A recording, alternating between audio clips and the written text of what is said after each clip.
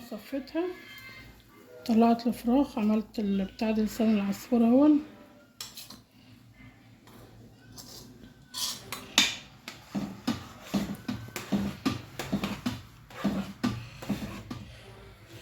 انا عامله جايبه كيلو ملوخيه وفضل عملت يعني عانت منه شويه.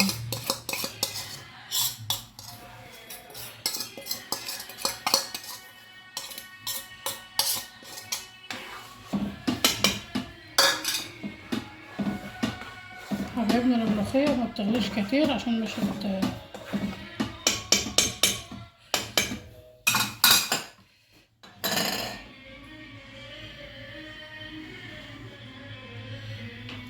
نجدح جنب زي الطاسه معانا.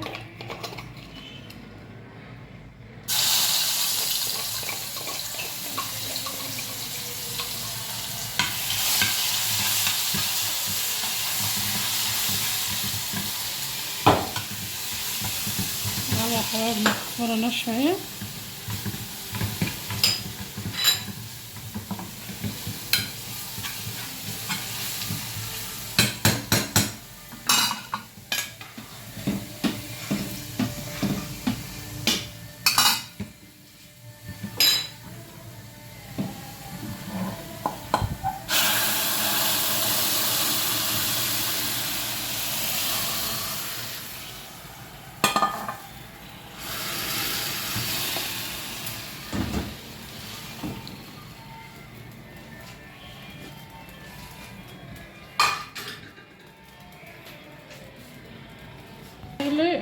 انا كده هطفي عليها.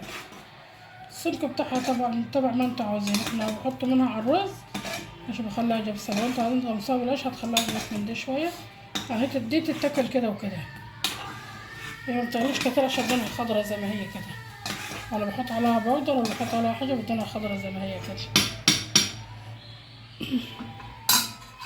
فراي يا حبايبنا، عملت رز اهو استوى. طفيت المطي على خلاص، هطفي عليها اهو. احمل بس في الفرن زي ما انتم متعودين معايا، بقصع صلصه او كاتشب اي حاجه من الاتنين يعني، وراح احطها في الفرن. حبايبنا جهزنا الوكل وسجلت للي هياكل. انا صايمه، كل سنه وانتم طيبين جميعا يا رب، تنعاد عليكم الايام بخير وما تشوفوا الهنا والسعد، والسنه الجايه تكون جميعا يا رب. ربنا يجمع كل حبايبنا يا رب على جبل عرفات يا رب. ربنا يوعد الجميع يا رب. وغدانا اهو معاكم يا حبايبنا.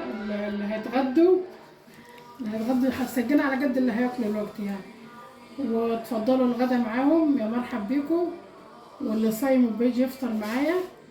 واللي يعجبه المحتوى بتاع تيتا بطة، عملنا فراخ اهون وحمرناها في الفرن، ورز بشعرية وملوخية ولسان عصفور.